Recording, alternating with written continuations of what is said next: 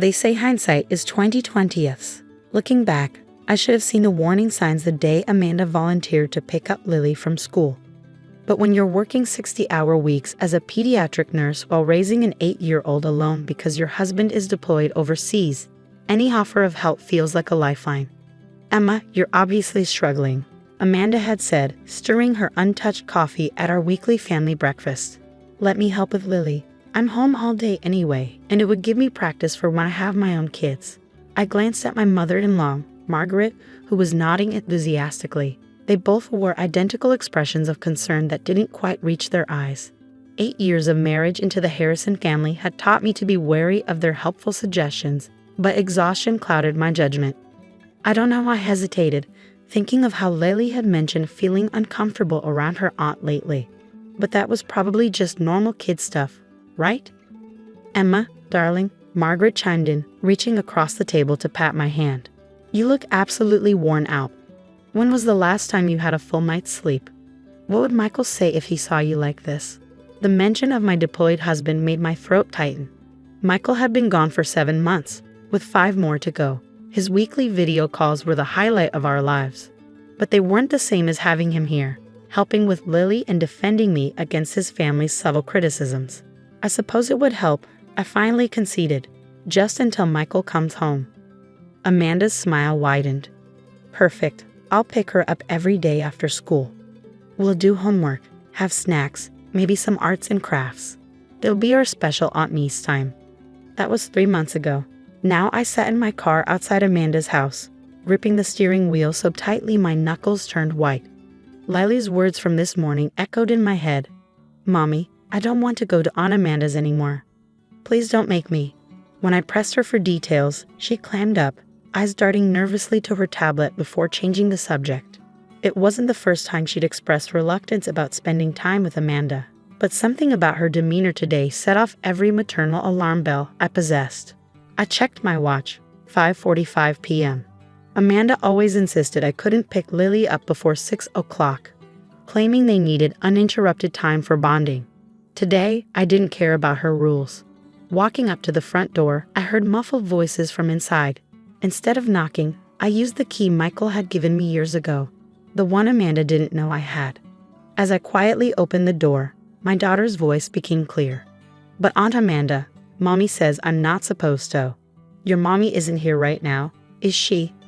Amanda's tone was sharp, nothing like the sugary sweetness she used around other adults. "Besides, she's too busy working to care what you do. Now let's try it again, and this time say it like you mean it." I stepped into the living room just as Lily, tears streaming down her face, repeated words that made my blood run cold.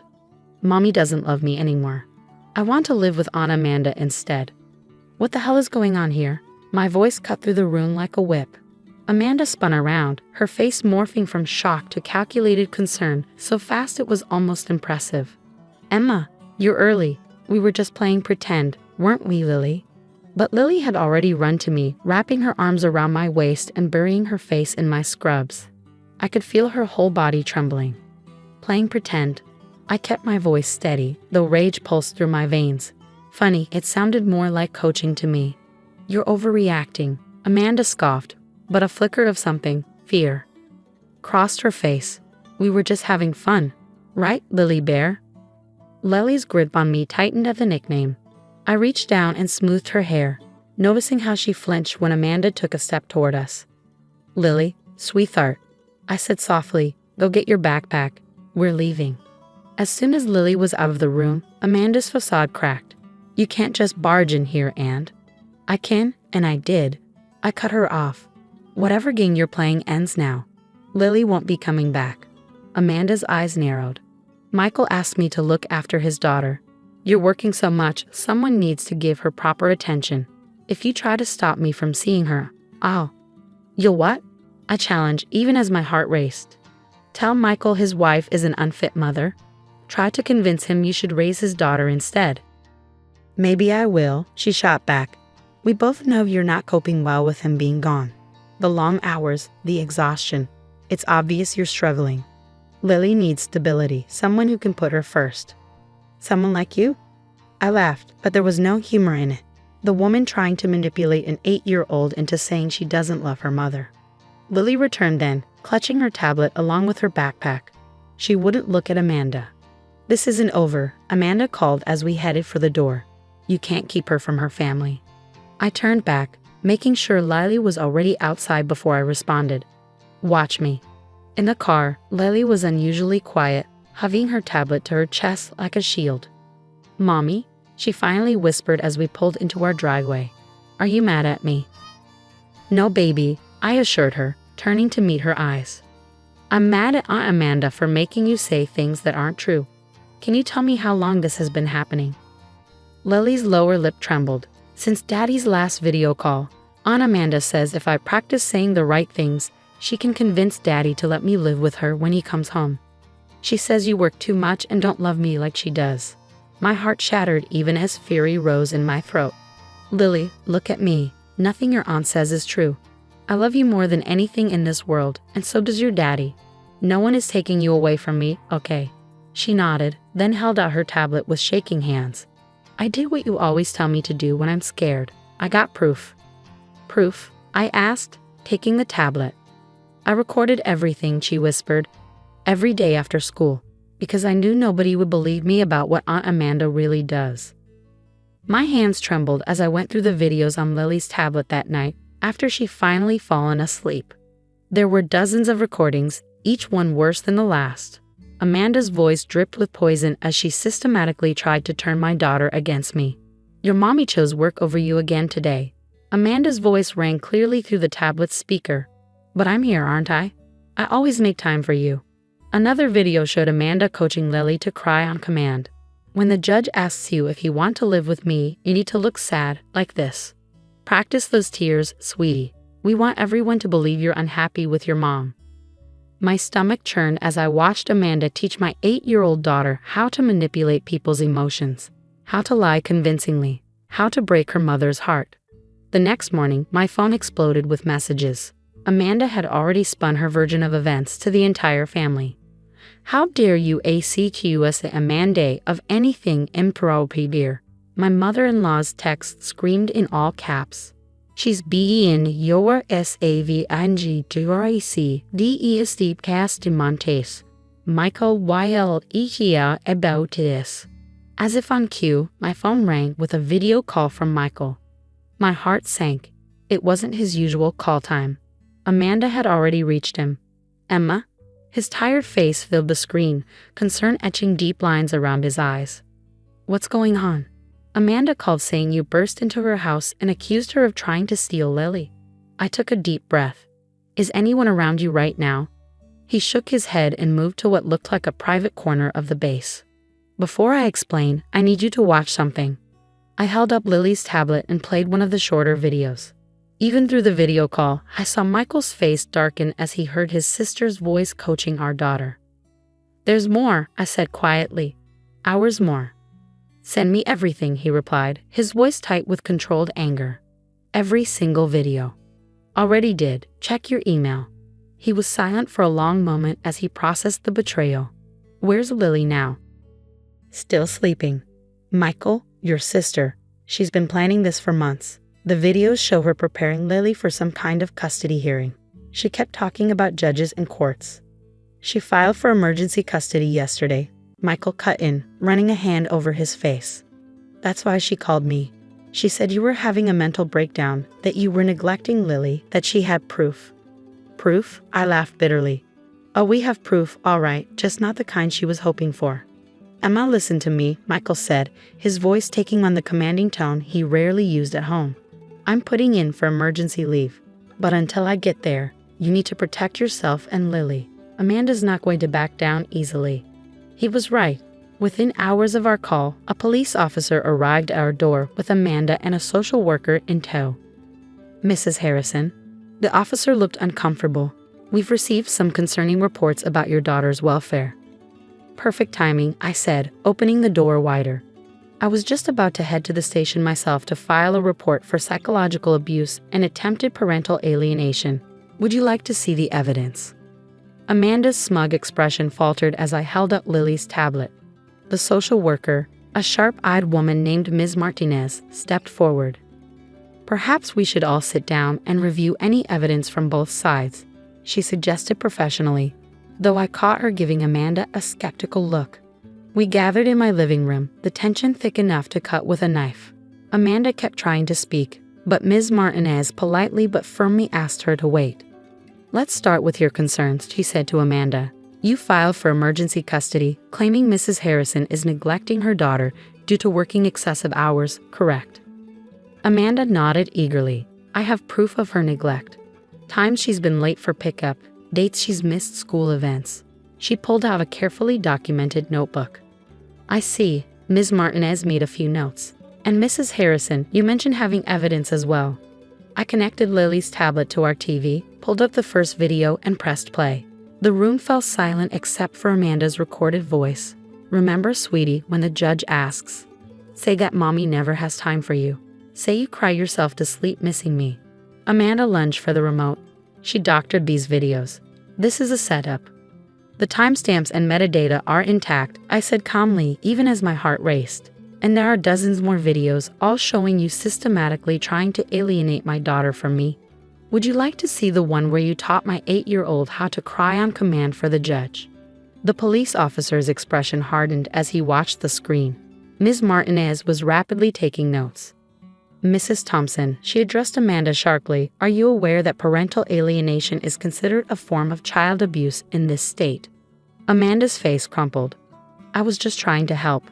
Emma works all the time. Lily needs someone who can be there for her. I would be a better mother. By teaching my daughter to lie, I cut in. By manipulating her into saying she doesn't love me. Mrs. Thompson, I'm going to have to ask you to leave, Ms. Martinez stated firmly, and I strongly advise you to withdraw your custody petition immediately. These videos will not play well in court. Amanda stood, tears streaming down her face. You don't understand. I could be such a good mother if... But you're not her mother, I said softly. I am. And you need to leave now.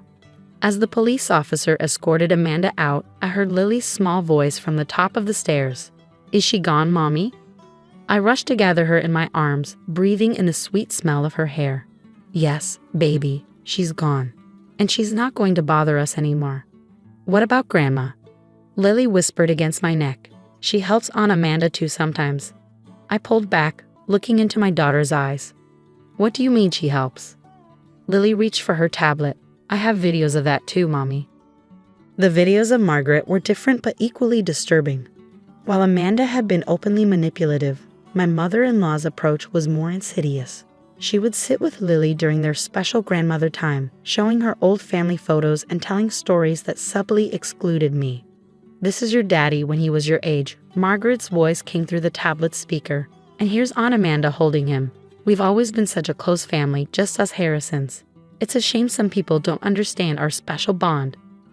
Other recordings showed Margaret coaching Lily more directly. Remember, darling, blood is thicker than water. Your Aunt Amanda, she's your real family. She has Harrison blood, just like you. I was still reviewing the footage when Michael walked through our front door 3 days later, his military duffel still slung over his shoulder.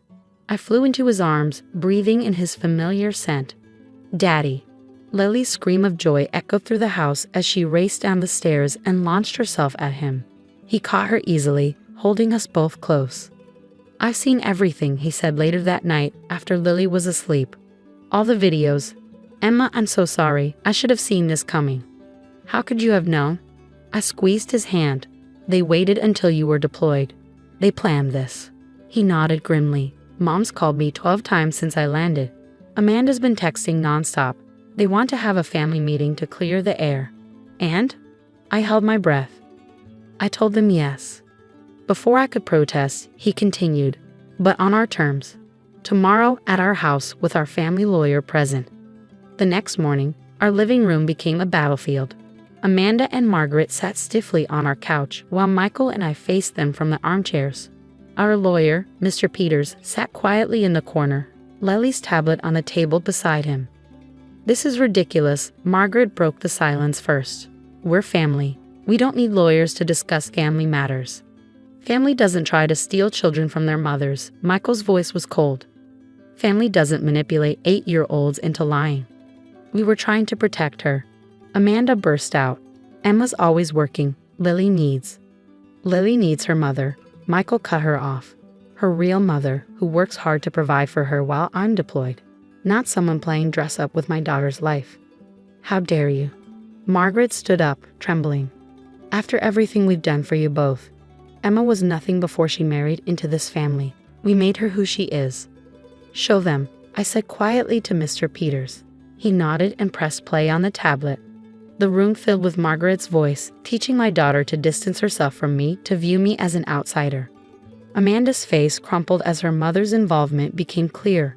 Apparently, she hadn't known about these videos. Mom? Amanda's voice was small. You told me Emma was neglecting Lily. You said we needed to save her. Margaret's face hardened. Well, someone had to do something. You want children so badly, Amanda, and here's this woman who doesn't appreciate what she has. Who works all the time instead of being a proper mother. A proper mother. I stood up, my voice shaking.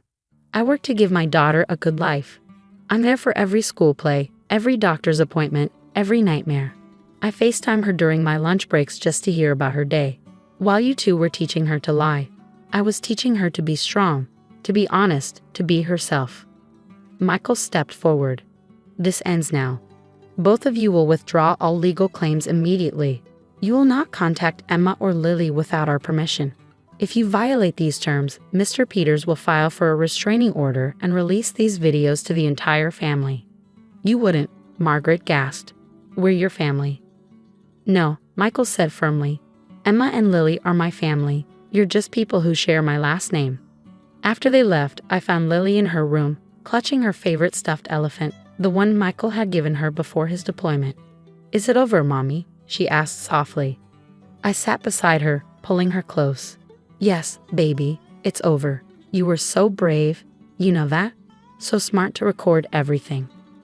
I remembered what you always say about evidence, she smiled slightly. And I wanted to protect you too, Mommy. Like you protect me. Michael appeared in the doorway, his eyes soft as he watched us. How about we have our own family meeting? He suggested. With ice cream. Later that night, as we sat around the kitchen table with empty ice cream bowls, Lily asked the question that had clearly been bothering her. Will I ever see Grandma and Aunt Amanda again? Michael and I exchanged looks. That depends on them, sweetheart, he answered carefully. If they can learn to respect our family and treat Mommy with kindness, maybe someday. But for now, we're going to spend time with people who love all of us. Like Sarah and Tom. Lily brightened, mentioning my best friend and her husband. They're not blood family, but they're better than Aunt Amanda. That's right, I hugged her close. Family isn't about blood. It's about love, respect, and trust. Michael wrapped his arms around both of us, and in that moment, I knew we had all the family we needed right here.